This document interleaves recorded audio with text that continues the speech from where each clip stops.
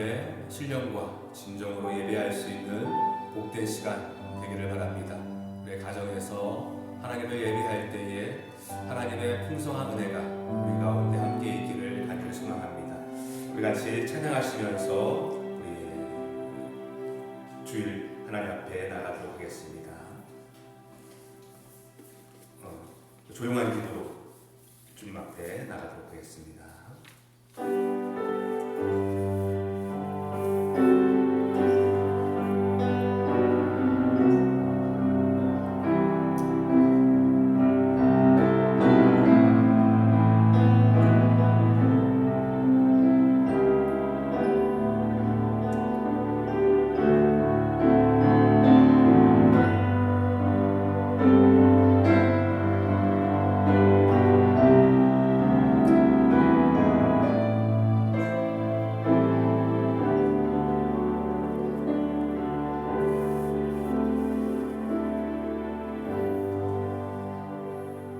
상한 갈대를 꺾지 아니하며 꺼져가는 등불을 끄지 아니하고 진리로 공의를 베풀 것이며 그는 쇠하지 아니하며 낙담하지 아니하고 세상에 공의를 세우기에 이르니 섬들이 그 교훈을 앙망하리라.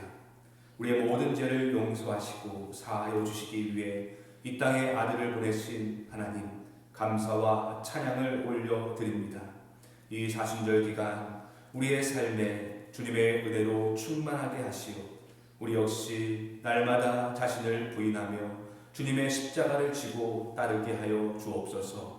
이 시간 주님을 사랑하여 모여 예배하는 모든 가정들 위해 은혜를 부어주시고 주님의 사랑과 은혜를 깊이 경험하는 시간 되게 하여 주옵소서. 오늘도 우리를 위해 보혈의 피를 흘리시어 우리를 구원하신 예수님의 이름으로 기원드리옵나이다.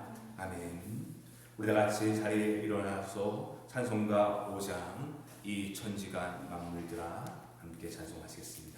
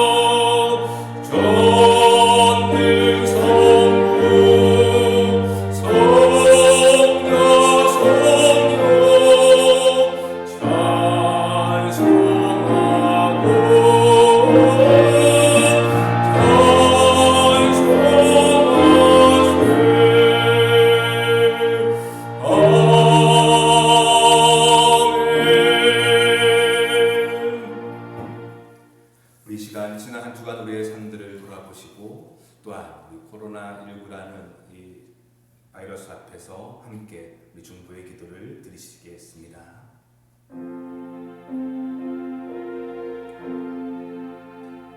여호와께서 말씀하시되 오라 우리가 서로 변론하자. 너희 죄가 주홍 같을지라도 눈과 같이 희어질 것이요 지금같이 붉을지라도 양털같이 되리라. 주님, 저희가 다시 주님께로 돌아왔습니다. 세상의 뜻을 두고 살았던 시간들이 모두 허망한 것이었음을 깨닫습니다. 욕심을 가득 안고 시도했던 일들이 좌절되기도 하였습니다. 아직도 영적으로 자라지 못하는 저희들의 그 모습들을 보시고 긍휼히 여겨주시고 다시 한번 용서하여 주시고 우리의 몸을 주님께서 이끌어 세워 주옵소서. 특별히 이 나라를 긍휼히 여겨 주옵시고 온 세계 속으로 퍼져가는 이 코로나19가 하루속히 진정되게 하여 주옵시고 그래서 하나님 주시는 참된 평안들을 하루속히 누리게 하여 주옵소서. 우리를 위해서 함께 기도드리겠습니다.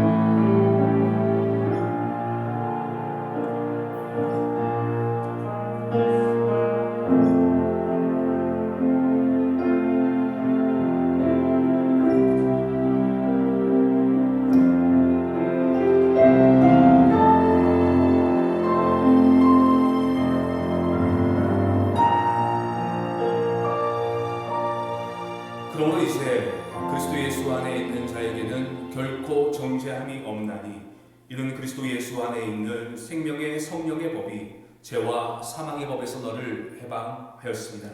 아멘.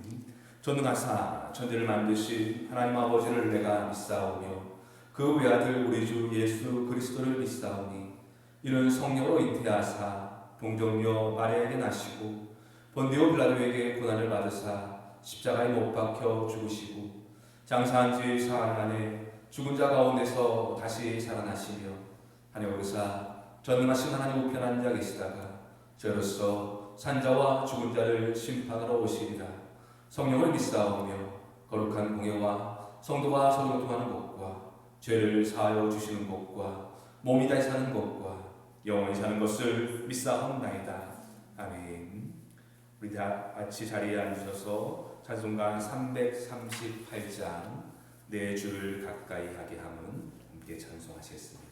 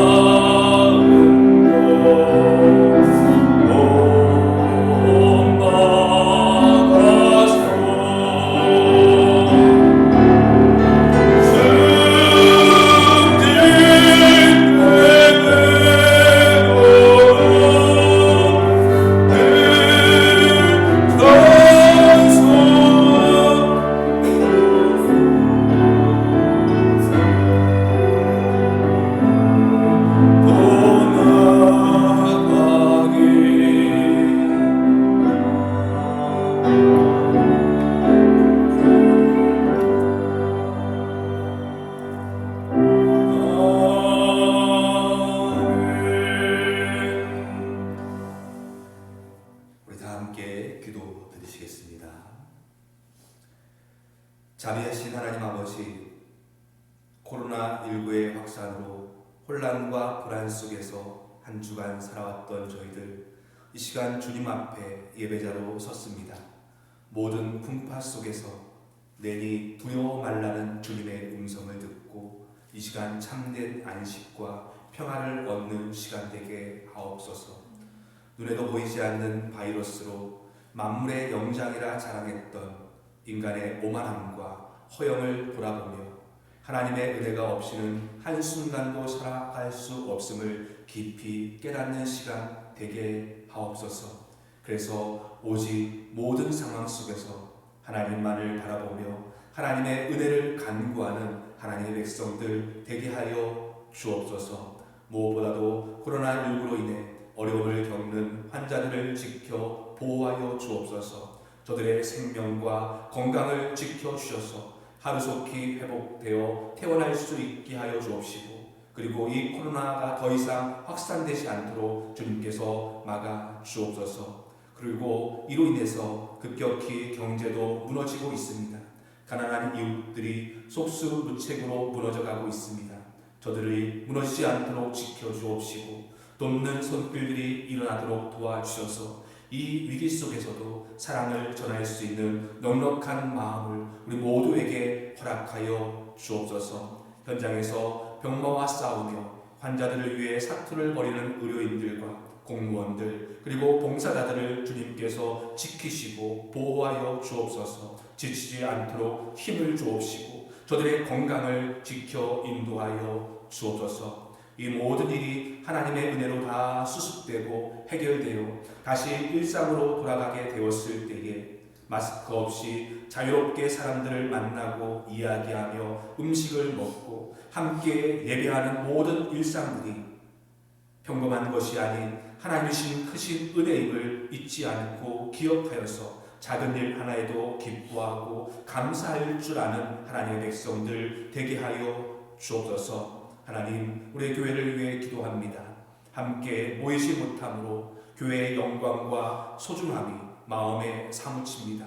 어느 자리에 있든지 예수 그리스도를 머리로 하는 각 지체로 우리를 부르셨음을 깊이 깨달아 하나님 나라를 위해 살아갈 수 있게 해주시고 서로를 위해 기도할 수 있게 해주시고 모든 자리 속에서도 예배자로 설 수 있는 믿음의 모든 성도들 되게 하여 주옵소서. 오늘도 예배하는 이 시간 각 가정에 하나님의 풍성한 은혜와 성령의 감화감동 교통 충만하심이 함께하여 주셔서 주님을 더 깊이 알아가고 주님을 더 깊이 사랑하고 주님을 더 닮아가는 시간 되게 하여 주옵소서. 우리의 예배를 받으시는 예수님의 이름으로 기도드리옵나이다. 아멘.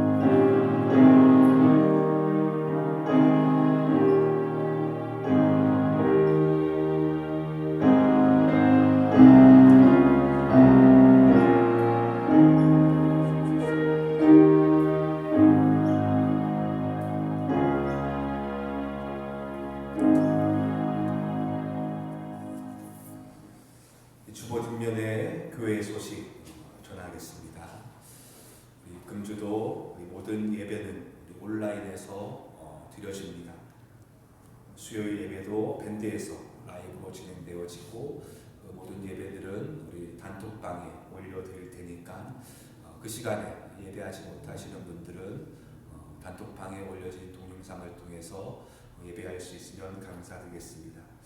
코로나 바이러스의 빠른 종식을 위해서 우리 함께 기도해 주시고 또 정부의 강력한 부탁대로 우리 교회들도 사회적 거리두기를 힘쓰고 있으니까요. 우리 모두 다 개인의 위생과 또한 사회적 거리두기를 통해서 빠른 종식을 맞을 수 있기를 함께 기도해 주시길 바랍니다. 2020년 사순절이 2월 26일부터 4월 9일까지의 기간입니다. 이 사순절 기간 매일의 기도와 그리고 사순절 묵상집을 통해서 더욱더 말씀 앞에 설 수 있고 주님 앞에 설 수 있는, 그래서 영적으로 더욱더 성숙해 갈 수 있는 그러한 귀한 계기들이 되기를 바랍니다. 지난주까지 우리 코로나19 기금을 모금했는데 군대 버스로 전달하였습니다. 그리고 금주에 우리 이준호 일사님 생일 맞았는데요. 보지는 못하지만은 카톡이나 전화로 축하 인사해 주시면 좋을 것 같습니다. 우리 오늘도 하나님의 크신 은혜가 우리 모든 성인 가정에 함께하기를 간절히 소망합니다. 함께 하나님 말씀 보실 때에 창세기 말씀 17장 우리 1절로부터 14절까지의 말씀을 제가 받도록 봉독하겠습니다. 창세기 17장 우리 1절로부터 14절까지의 말씀. 아브라함이 99세 때에 여호와께서 아브라함에게 나타나서 그에게 이르시되 나는 전능한 하나님이라. 너는 내 앞에서 행하여 완전하라. 내가 내 언약을 나와 너 사이에 두어 너를 크게 번성하게 하리라 하시니 아브라함이 엎드렸더니 하나님이 또 그에게 말씀하여 이르시되 보라 내 언약이 너와 함께 있으니 너는 여러 민족의 아버지가 될지라. 이제부터는 내 이름을 아브람이라 하지 아니하고 아브라함이라 하리니 이는 내가 너를 여러 민족의 아버지가 되게 함이니라. 내가 너로 심히 번성하게 하리니 내가 내게서 민족들이 나게 하며 왕들이 내게로부터 나오리라. 내가 내 언약을 나와 너 및 내 대대 후손 사이에 세워서 영원한 언약을 삼고 너와 내 후손의 하나님이 되리라. 내가 너와 내 후손에게 내가 거류하는 이 땅 곧 가나안 온 땅을 주어 영원한 기업이 되게 하고 나는 그들의 하나님이 되리라. 하나님이 또 아브라함에게 이르시되 그런즉 너는 내 언약을 지키고 내 후손도 대대로 지키라. 너희 중 남자는 다 할례를 받으라. 이것이 나와 너희와 너희 후손 사이에 지킬 내 언약이니라. 너희는 포피를 베어라. 이것이 나와 너희 사이의 언약의 표징이니라. 너희의 대대로 모든 난자는 집에서 난 자나 또는 너희 자손이 아니라 이방 사람에게서 돈으로 산 자를 막론하고 난지 8일 만에 할례를 받을 것이라. 너희 집에서 난 자든지 너희 돈으로 산 자든지 할례를 받아야 하리니 이에 내 언약이 너희 살에 있어 영원한 언약이 되려니와 할례를 받지 아니한 남자 곧 그 포피를 베지 아니한 자는 백성 중에서 끊어지리니 그가 내 언약을 배반하였음이니라. 아멘. 우리 계속해서 아브라함의 말씀 살펴볼 때에 내 앞에서 완전히 행하라 라는 말씀으로 함께 말씀 나누도록 하겠습니다.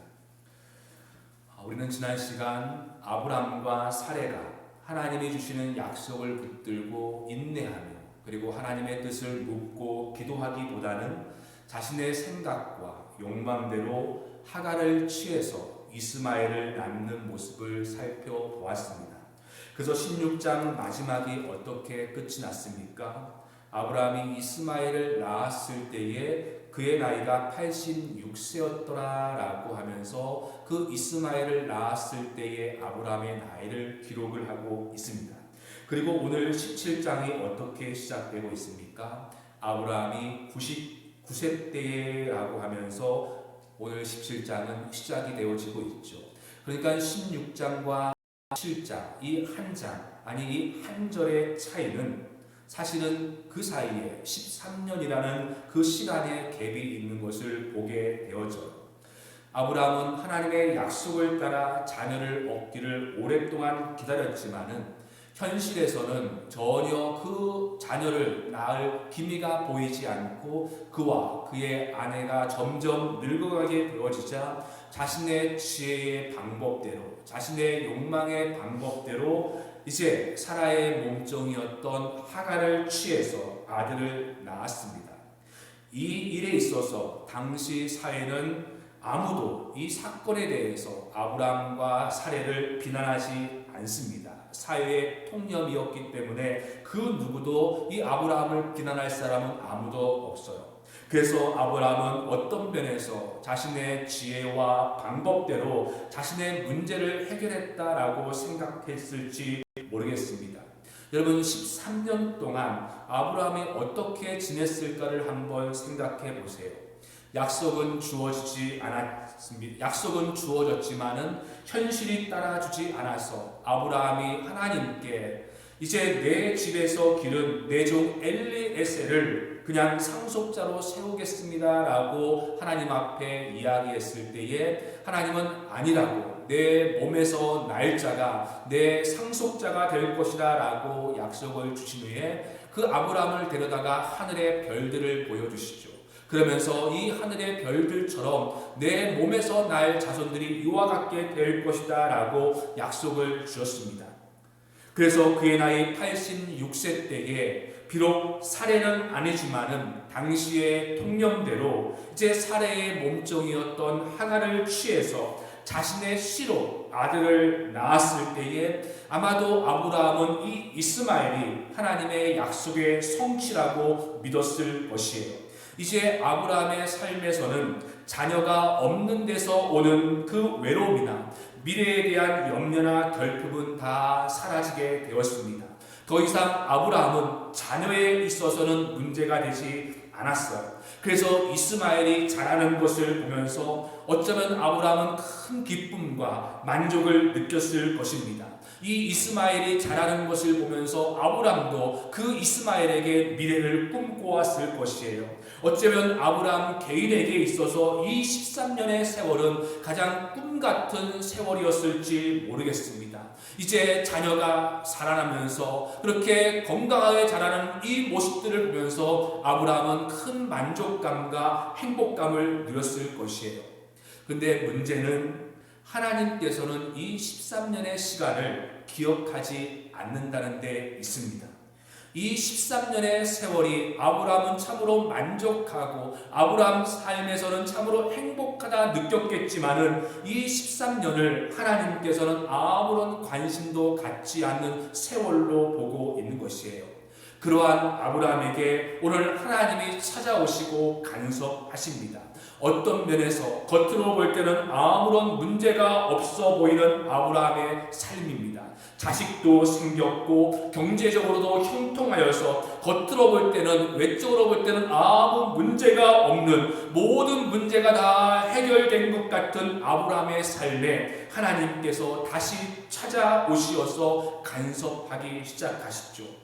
만족은 왔지만은 정작 가장 결정적인 것을 다 결핍한 채 13년의 삶을 보내고 있었던 아브라함에게 하나님은 다시 찾아오세요. 그래서 하나님이 하시는 말씀이 무엇입니까? 나는 전능한 하나님이야. 너는 내 앞에서 행하여 완전하라. 여러분, 오늘 17장은 하나님께서 아브라함에게 찾아오시어서 다시 언약을 재확인시켜 주시는 장입니다. 그래서 2절의 말씀에 보시면 내가 내 언약을 나와 너 사이에 두어 너를 크게 번성하게 하리라 라고 하시면서 언약을 새롭게 확인하시고 다시 언약식을 하는 것이 오늘 17장의 핵심적인 내용이에요. 그런데 이 언약을 새롭게 하기 전에 하나님께서 아브라함에게 하시는 말씀이 무엇입니까? 나는 전능한 하나님이다.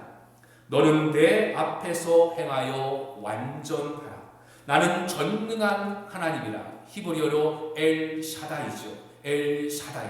여러분, 창세기 11장에서 하나님께서 아브라함을 부르시고 나서 처음으로 당신께서 아브라함에게 당신의 속성으로 이름을 처음으로 가르쳐 주시는 그 이름이 오늘 17장입니다. 엘샤다이.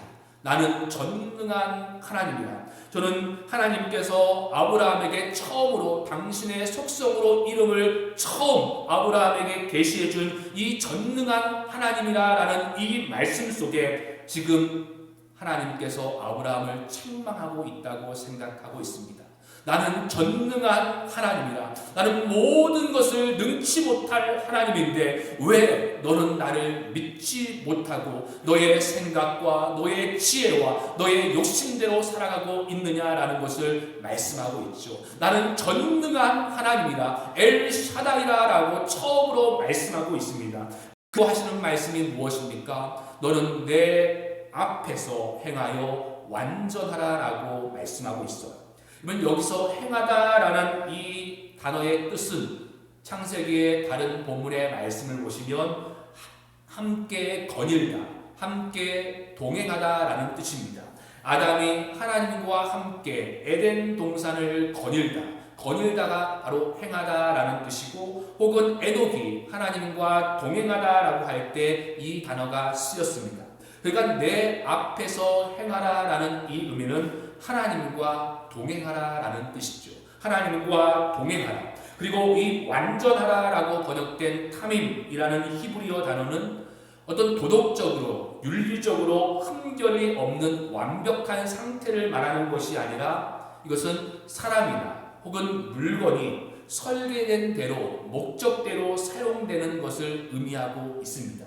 그러니까 하나님께서 아브라함에게 완전하라라는 요구하시는 것은 이제 너의 목적과 너의 부르심에 맞게 합당하게 살아가라라는 의미죠. 하나님의 뜻을 이루며 살아가라는 것입니다. 그러니까 이 말씀에는 아브라함의 실패가 전제되어 있는 것입니다. 아브라함이 지금 하나님과 함께 동행하지 못하고 있으며, 또한 하나님의 부르심 앞에 그 합당하게 살아가지 못하고 있음을 지금 전제하고 있는 말씀이죠. 지난 13년 아브라함은 만족스러운 개인의 삶에서 아들을 안고 그 자라는 모습들을 보면서 가장 만족스러운 삶을 살고 있었을 텐데, 오늘 하나님께서 뭐라고 말씀하고 있습니까? 아브라함 스스로 볼 때 좀 괜찮아 보일지 모르겠지만은 하나님 보실 때는 부족함과 결핍함이 있다는 것입니다. 너는 지금 내 앞에서 함께 동행하지 못하고 있을 뿐만 아니라 내가 너를 부른 그 부름의 목적과 그 너의 마땅한 삶을 살아가고 있지 못하고 있다고 말씀하고 있는 것입니다. 하나님 앞에서 살아가지 못할 뿐만 아니라 너의 그 부르심에 합당한 삶을 살아가지 못하고, 전능하신 하나님을 신뢰하지 못하고 너의 지혜와 방법대로 살아가고 있다라고 하나님께서 말씀하고 있죠. 아브라함이 자신의 삶에서 누리는 그릇된 만족감과 다른 사람들과 비교해 가면서 누리는 상대적인 만족감, 이스마엘을 보고 그가 자라는 것을 보면서 누리는 만족감, 그 만족감에서 벗어나서 내가 너를 불렀던 그 부름의 목적에 온전한 자리로 나아가라라고 말씀하고 있습니다. 여러분, 하나님이 아브라함을 부르실 때에 아브라함을 향한 그 목적과 계획이 분명히 있었습니다. 아브라함은 그냥 남들처럼 살면서 그냥 돈 벌고 행복하게 살고 편안하게 살면 되는 것이 아니었어요. 목적에 따라 부름받은 존재입니다. 그런데 하나님의 뜻이 아니라 자신의 생각과 욕망대로 이스마엘을 낳자 성경은 아브라함의 13년의 삶을 기록하지 않고 지나갈 뿐만 아니라 아브라함 자신은 세상적으로 볼 때 만족하고 이제는 충분하다라고 그렇게 생각할지 모르겠지만은 하나님 면전에서는 온전하지 못한 삶을 살고 있었던 것이죠. 목적을 따라서 부름을 받았음에도 불구하고 그 목적을 완전히 상실한 채 살아가고 있었던 것입니다.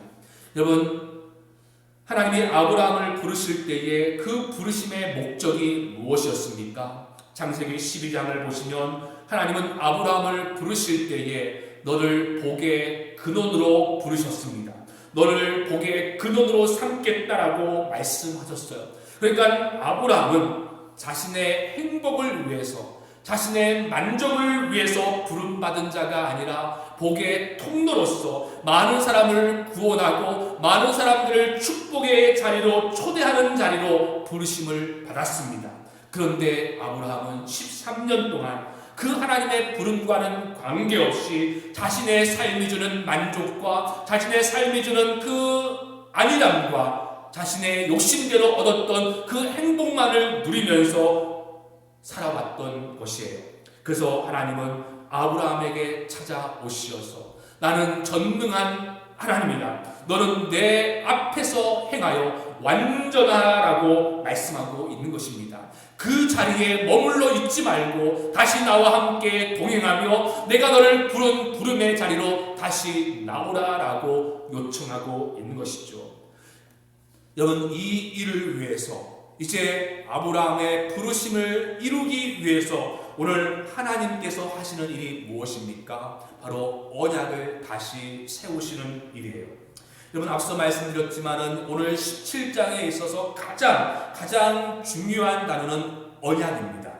여러분, 이 언약이라는 말이 사실은 11장부터 하나님께서 아브라함을 부르신 모든 것들이 언약이겠지만은 언약이라고 구체적으로 명시한 것은 창세기 15장 18절에 한 번밖에 없습니다. 그 짐승의 쪽이어서 내가 너와 언약을 맺겠다 할 때 처음으로 한 번 사용되고 있어요. 그런데 오늘 17장에 오면 이 한 장에만 언약이라는 단어가 몇 번 나오는지 아십니까? 무려 13번이나 나오고 있습니다. 하나님께서 아브라함을 부르실 그 지금까지 약 24년 동안 언약이라는 단어를 단 한 번 사용하신 하나님께서 오늘 17장에서는 언약이라는 단어를 무려 13번이나 사용하고 있어요. 거기다가 그 언약이라는 단어도 그냥 언약이라고 표현하지 않죠. 내 언약이다. 내 언약이다. 9번이나 말씀하고 있고 내 언약은 영원한 언약이다. 영원한 언약이다라고 3번이나 강조하고 있습니다. 여러분 7절 한번 보세요. 7절 한번 보시면 내가 내 언약을 나와 너와 너 및 내 대대 후손 사이에 세워서 영원한 언약을 삼고 너와 내 후손의 하나님이 되리라. 내 언약, 영원한 언약이라고 말씀하고 있죠.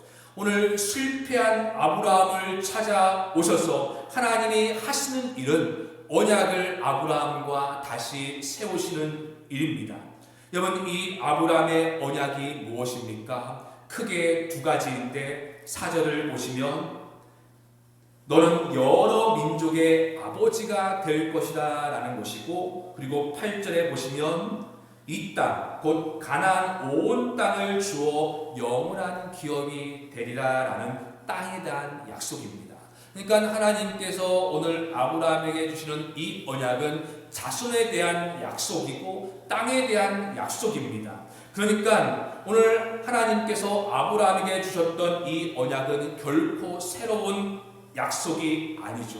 아브라함을 처음 부르셨을 때 주었던 약속과 동일한 약속입니다. 자손에 대한 약속과 땅에 대한 약속이에요. 그 약속을 이루기 위해서 다시 하나님께서는 아브라함과 언약을 세우고 있는 것입니다. 왜요?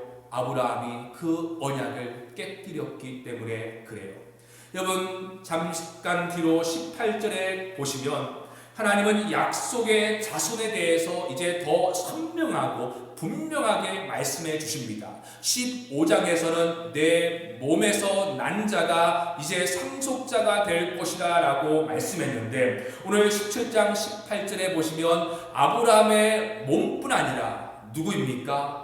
사례를 통해서 낳은 아들이 약속의 자녀가 될 것이라고 이제 자손에 대한 아주 구체적으로 말씀해주고 있죠. 이스마엘이 아니라 이제 사례를 통해 낳은 아들이 너의 약속의 자녀가 될 것이라고 말씀하십니다. 근데 이 약속의 말씀을 받을 때에 아브라함이 하나님 앞에 뭐라고 이야기합니까? 이스마엘이나 하나님 앞에 살기를 원합니다 라고 이야기하고 있어요. 여러분, 이것이 지금 아브라함의 모습입니다.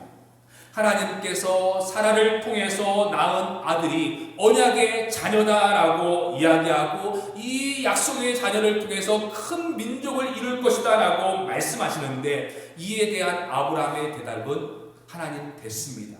그냥 이스마엘이나 하나님 앞에 살기를 원합니다.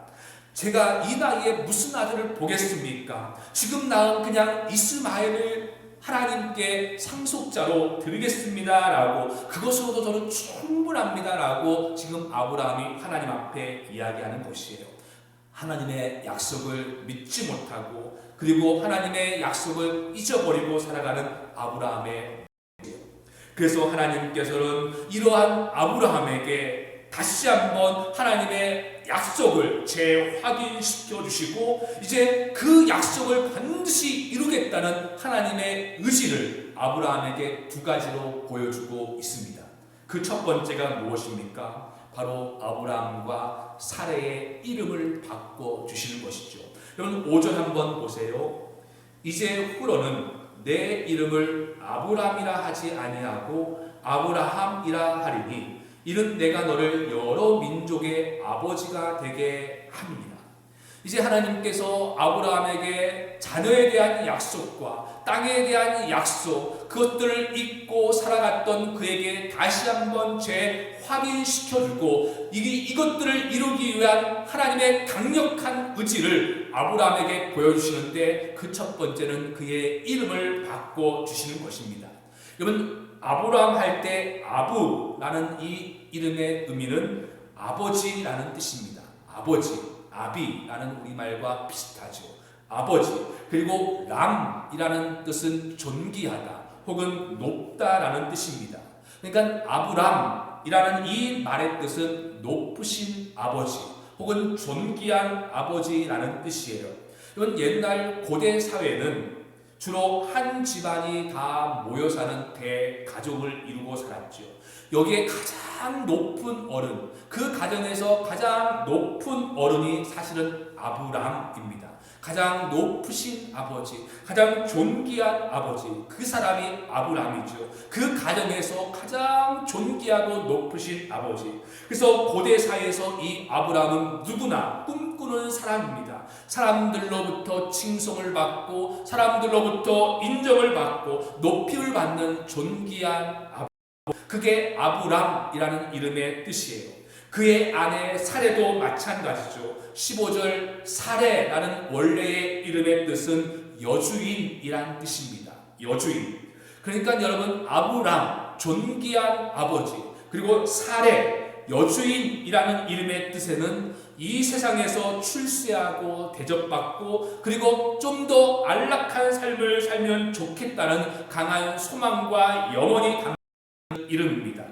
그러한 욕망이 담겨있는 이름이 아브람과 사레, 높으신 아버지 그리고 많은 여종들을 누릴 수 있는 여주인이라는 이름의 뜻입니다. 이 땅을 살면서 뭔가를 이루며 내가 원하는 것들을 이루며 살아가기를 원하는 이름이 이 이름 속에 담겨져 있죠.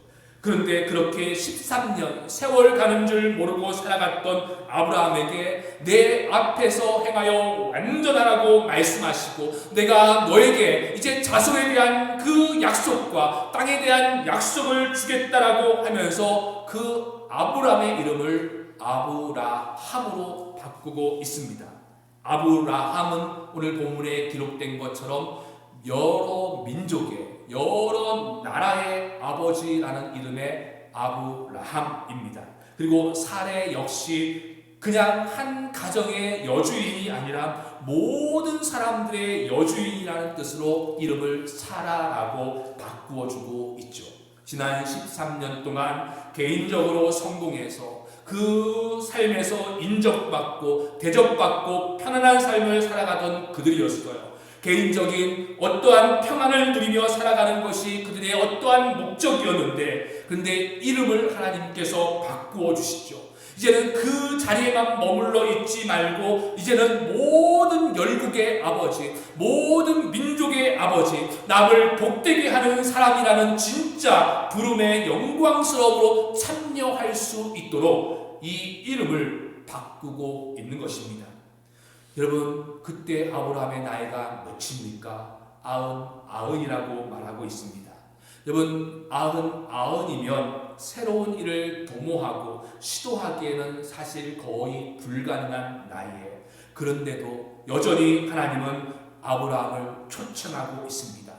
내가 살던 그 삶의 방식에 머물러 있지 말고 지난 13년 동안 내가 살아왔던 방식에 그냥 있지 말고 99세 인간적으로는 무엇을 시도하기는 불가능한 것처럼 보이는 나임에도 불구하고 그러한 아브라함에게 초청을 하시고 그 자리에 있지 말고 너를 부른 그 부름의 자리 아브라함이 아니라 아브라함으로 부른 그 부름의 하나님께서 초청하고 있는 것입니다. 전능하신 엘 샤다이 하나님이 너를 부르니까 이제 그 부름에 완전하게 행하라라고 말씀하고 있는 것이에요. 내 스스로가 만족하고 내 스스로가 좋아하는 그런 높은 아버지가 아니라 열국의 아버지로 너를 불렀던 그 부름의 목적에 맞게 이제는 아브라함을 초청하고 있는 것이죠.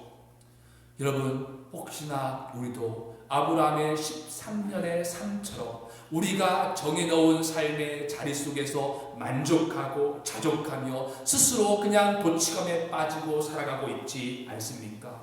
우리는 주님의 우리를 향한 진짜 부르심으로 나아가야 됩니다. 정말로 우리가 만족하는 자리가 아니라 하나님께서 원하시는 자리로 우리는 나아가야 되는 것이에요. 하나님은 지난 13년 개인적인 만족과 평안을 누리며 살아가던 아브라함의 이름을 아브라함으로 바꿔주시면서 이제는 하나님이 쓰시는 인생으로, 하나님의 뜻을 이루는 인생으로, 자기만을 위해 살아가는 인생이 아니라 모든 민족과 열방을 위해 부름받은 복의 근원으로 오늘 삼겠다라는 하나님의 의지를, 이름을 바꾸시면서 보여주고 있는 것이죠. 반드시 내가 너에게 약속한 대로 이루어서 너를 열국의 아버지로, 너의 아내는 열국의 여주인으로 삼겠다라는 하나님의 강한 의지와 하나님의 열심이 이 이름을 통해서 보여주고 있는 것입니다. 그리고 이러한 하나님의 또 다른 의지가 10절과 11절의 언약식에 나타나고 있는데, 이 언약의 예식이 무엇입니까? 바로 할례를 행하는 것입니다. 여러분, 10절과 11절 보세요. 너희 중 남자는 다 할례를 받으라. 이것이 나와 너희와 너희 후손 사이에 지킬 내 언약이라. 너희는 포피를 베어라. 이것이 나와 너희 사이의 언약의 표징이니라. 하나님께서는 아브라함에게 자손과 땅에 대한 약속을 주시면서 이것들을 내가 반드시 이루겠다는 그 의지를 아브라함에게 보여주시면서 이름을 바꾸십니다. 그리고 아브라함에게 요청하는 것은 할례를 행하라 라고 이야기하고 있죠.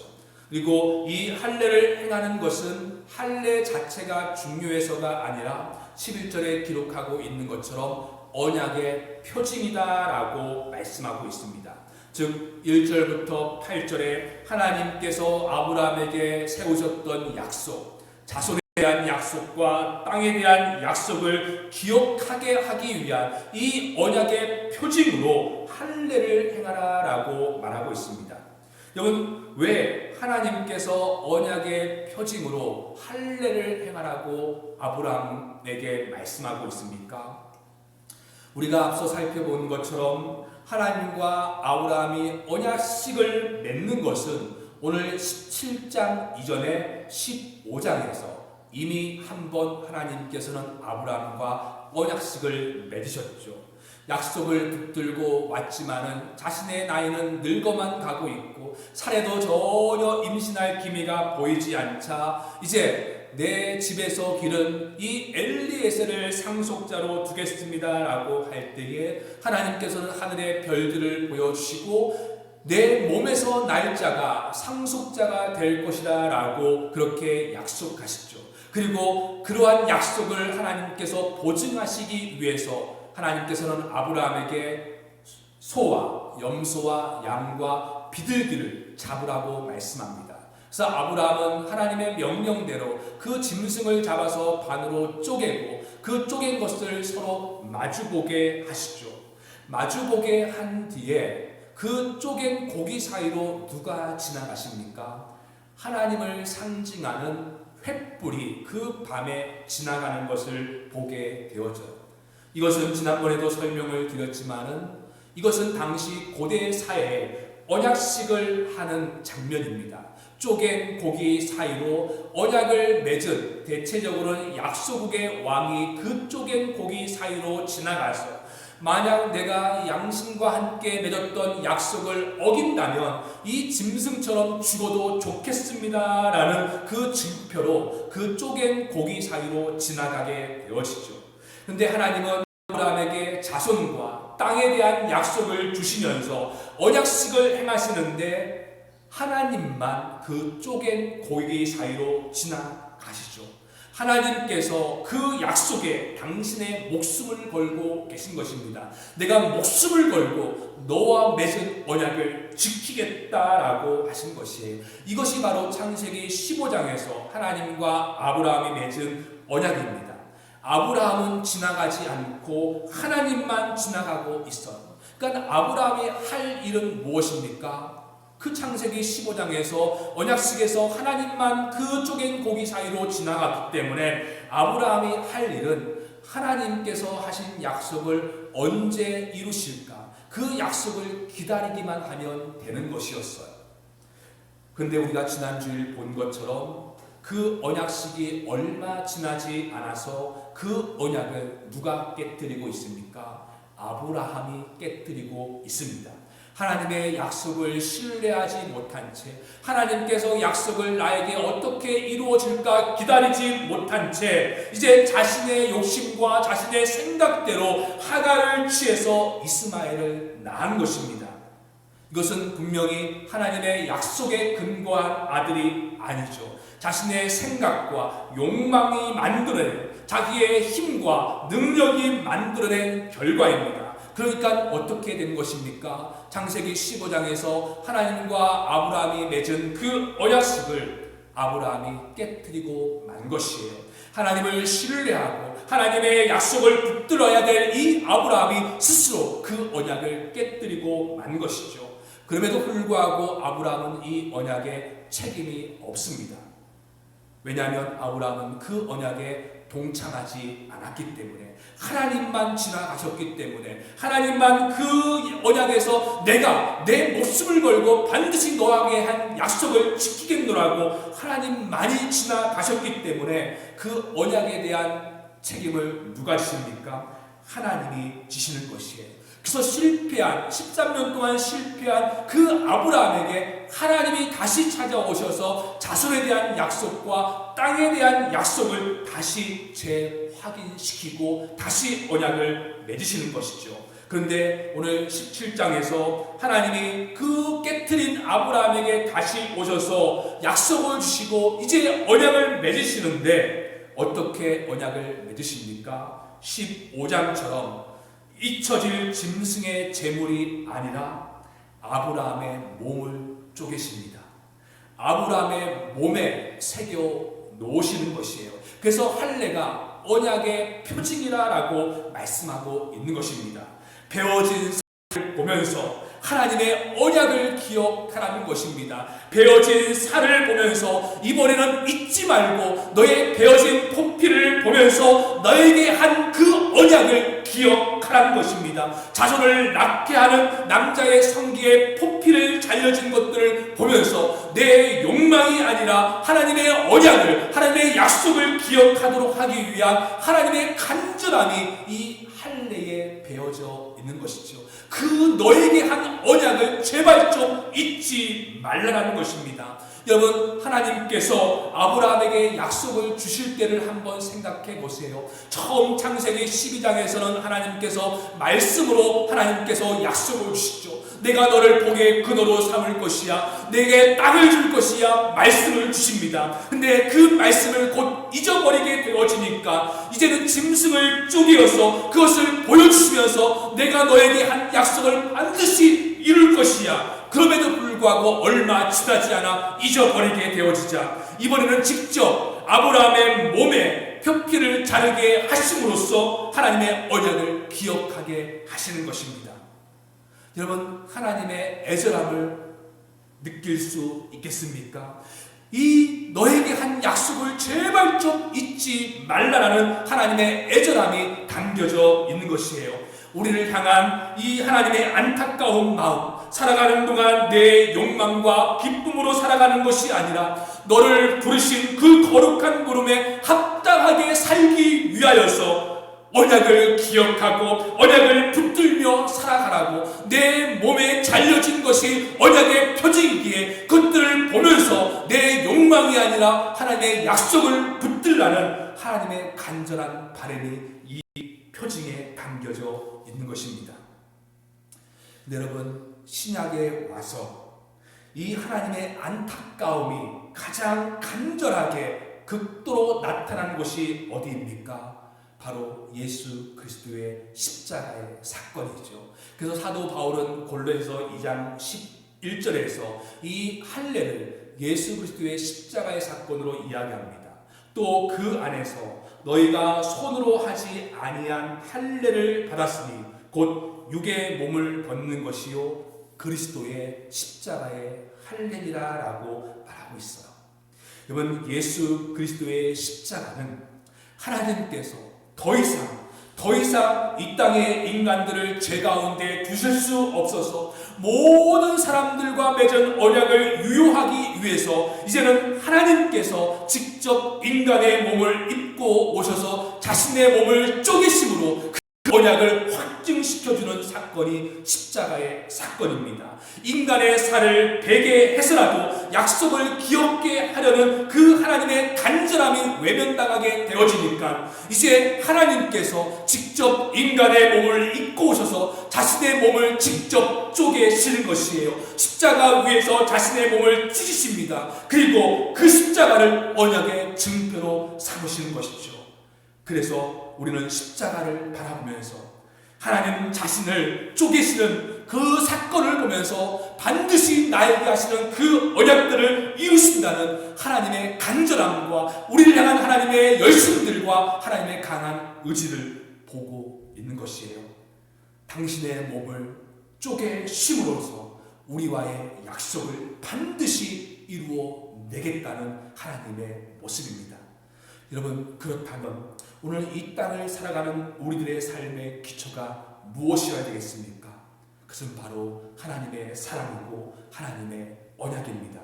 하나님의 언약은 나의 연약함에도 불구하고 비록 내가 그 언약을 깨뜨리고 그렇게 13년 아브라함처럼 살아가지만은 절대로 그 언약이 깨어지지 않는 것은 그 언약의 주권은 하나님께 있기 때문에 그렇습니다. 그래서 오늘 17장에 내 언약이다, 내 언약이다, 내 언약이라고 그렇게 말씀하고 있고 그 언약은 영원한 언약이라고 말씀하고 있는 것이에요. 하나님의 언약입니다.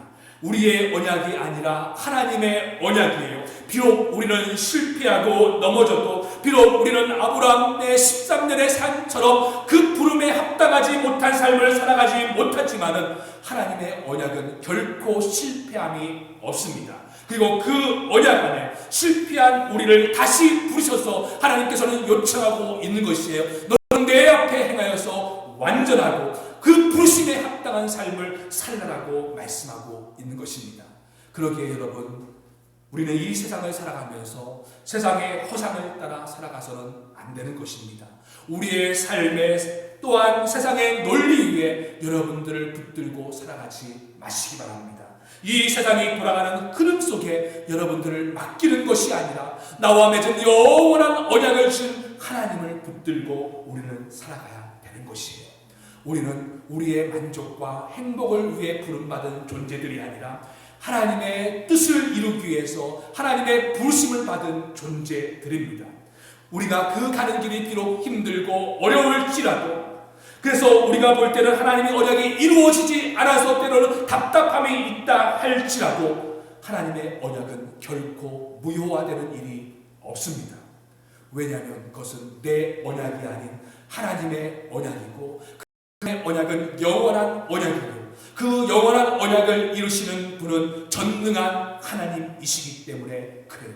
우리를 사랑하시어서 자신을 직접 쪼개셔서 그 언약을 반드시 이루겠다는 하나님의 강한 의지를 보여주었기 때문에 그렇습니다. 여러분, 그렇기에 이 땅을 살아가면서 조건을 붙들고 살아가지 마시기 바랍니다. 사회가 정해주는 조건과 현실에 여러분들을 맡기며 살아가지 마시기 바라요. 오늘 하나님의 백성들은 현실과 내 생각과 여러분들이 정해놓은 안락한 자리로 살아가는 것이 아니라 전능하신 하나님의 언약을 붙들고 전능하신 하나님의 부름에 합당하게 살아가는 존재들이 하나님의 백성들입니다. 하나님의 사람들은 내 앞에서 행하여 완전하라, 이 부름에 초청받은 사람들이에요. 그래서 그렇게 부름에 살아갈 때에 하나님을 사랑하는 자, 곧 그 뜻대로 부르심을 받은 자들은 모든 것이 합력하여 선을 이루리라는 그 하나님의 능력과 하나님의 섭리와 하나님의 인도하심 속에 하나님의 선한 손길들을 경험하게 될 것입니다. 여러분, 오늘도 우리를 부르신 내 앞에서 행하여 완전하라는 그 하나님의 부르심 앞에 살아갈 수 있는 저와 여러분 되기를 간절히 소망합니다. 같이 기도드리겠습니다.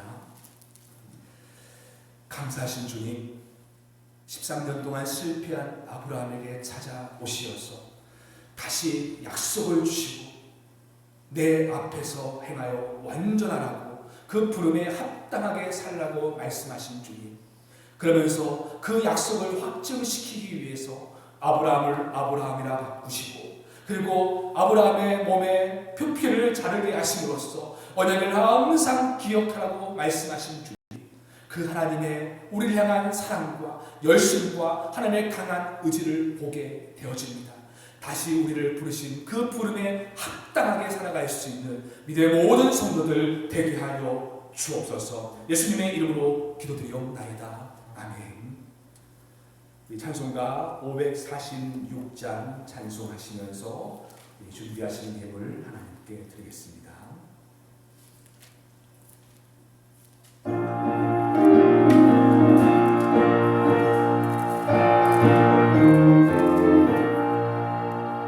주님 약속하신 말씀 위에서 영원토록 주를 찬송하리라. 소리 높여 주께 영광 돌리며 약속 믿고 굳게 서리라. 굳게 서리 영원하신 말씀 위에 굳게 서리. 굳게 서리 그 말씀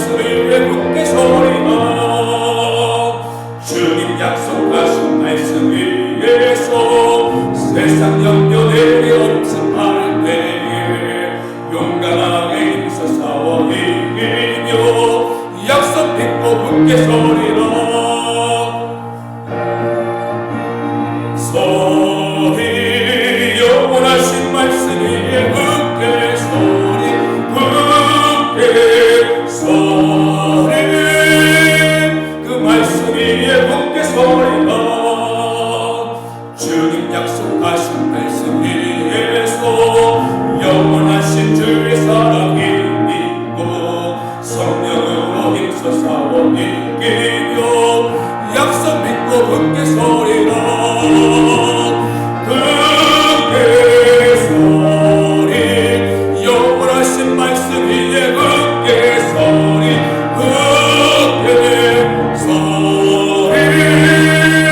그 말씀 위에 굳게 서리라. 주님 약속하신 말씀 위에서 성령 인도하는 대로 행하며 주님 품에 항상 안식 얻으며 약속 믿고 굳게 서리라. 굳게 서리 영원하신 말씀 위에 굳게 서리.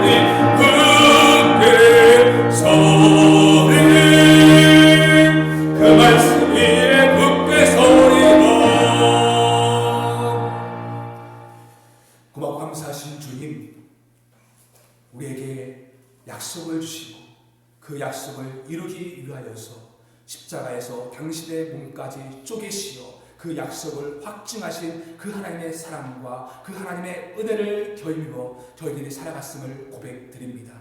그 하나님의 은혜로 저희들의 삶의 터전들을 허락하여 주시고 또한 땀 흘려 수고할 수 있는 건강한 몸도 허락하여 주셔서 귀한 예물 하나님께 올려드립니다. 이 예물 흠량하여 주옵소서. 특별히 코로나19로 경제가 많이 어려워하고 있는 이 시대 속에서 하루속히 이 경제의 문제도 해결될 수 있도록, 그래서 경제 때문에 어려움 당치 않는 모든 나라와 우리의 성도들 되게 하여 주옵소서. 이제 우리를 구원하신 예수 그리스도의 은혜와 하나님의 크신 사랑과 섬의 감화 감동 교통 충만하시니 전능하신 하나님이라. 너는 내 앞에서 행하여 완전하라. 이 하나님의 부르심 앞에 나아가기를 소망하는 믿음의 성도들과 가정과 생업터 위에 좀더 영원토록 함께 있기를 간절히 축원드리옵나이다. 아멘.